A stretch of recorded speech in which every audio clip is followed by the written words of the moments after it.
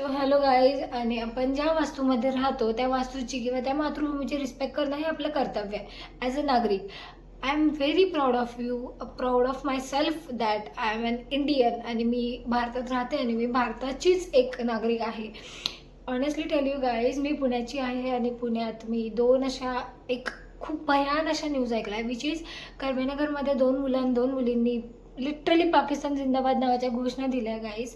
आणि सिंहगड इन्स्टिट्यूटसारख्या नावाजलेल्या इन्स्टिट्यूटमध्ये एका मुलीने पाकिस्तान जिंदाबाद नावाचा पोस्टर चिपकवला आहे, which is very very cheapest thing. Guys, तुम्ही जिथे राहता ना तिथली तुम्हाला रिस्पेक्ट करता आले पाहिजे.